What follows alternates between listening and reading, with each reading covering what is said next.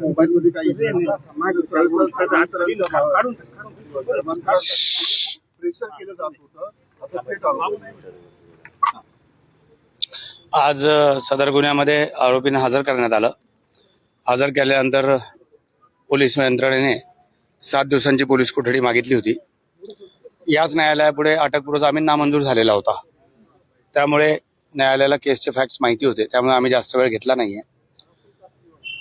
आणि ज्या अर्थी अटकपूर्व जामीन फेटाळलेला होता याच न्यायालयाने, त्या अर्थी पोलीस कस्टडी दिली जाणार हे आम्हाला अभिप्रेत होतं. मुद्दा हा होता की किती. तर मी युक्तिवादामध्येच सांगितलं की सोमवारपर्यंत द्यायला हरकत नाहीये. सगळे एकंदरीत मुद्दे बघता न्यायालयाने ते सोमवारपर्यंत पोलीस कस्टडी दिलेली आहे. त्यांचे जे मुद्दे होते आज, त्या मुद्द्यांमध्ये एक बुरख्याचा मुद्दा होता जो मला थोडासा अजूनही पोलीस कस्टडीच्या ग्राउंडसाठी योग्य वाटत नाही. कारण मुद्दा हा होता की बुरखा कुठून आणला. बुरखा कुठून आणला याच्याशी काय करायचं आहे. बुरखा काही प्रतिबंधित आर्टिकल आहे का की कुठून आणला. गावभर कुठेही बुरखे मिळतात. So that cannot be the ground. आणि दुसरं एक ग्राउंड होतं की मोबाईलमध्ये काही ॲप डाउनलोड केले आहेत किंवा काही लिंक पाठवल्या आहेत. सो इट्स व्हेरी क्लिअर की जे काही लिंक्स आहे, यूट्यूब लिंक्स असो, इंस्टाग्राम लिंक असो किंवा काही असो, it is available online.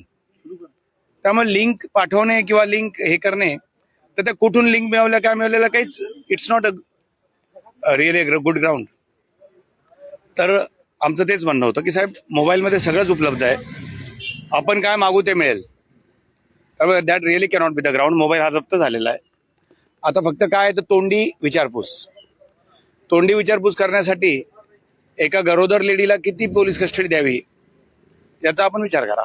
Police कस्टडीच्या दरम्यान तर मग 40 दिवस निघायला पोलिसांसमोर यायला का लागले. इतक्या अडचणी नव्हत्या तर त्याच वेळी समोर येऊन विषय संपवला का गेला नाही. आपण खूप चांगला प्रश्न विचारलाय. याच्यावर माझं उत्तर असं की बघा, कायद्याच्या तरतुदींचं अवलोकन करून किंवा त्यांचा पाठपुरावा करण्याचा अधिकार आहे प्रत्येकाला आहे. त्यामुळे त्यांनी अटकपूर्व जामिनासाठी प्रयत्न केले.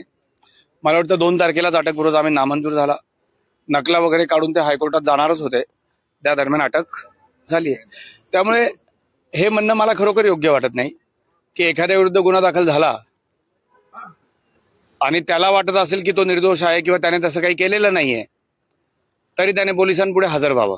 हजर होण्यामध्येही दुमत नाही, परंतु हजर झाल्यावर पोलीस अटक करणार नाही असं तर काही आश्वासन देत नाहीत. त्यामुळे कोण असं राहील की जो कायद्यात तरतुदी असताना सुद्धा त्याचा ते फॉलो न करता किंवा त्यांना अवेल न करता पोलिसांपुढे अटक व्हायला जाईल.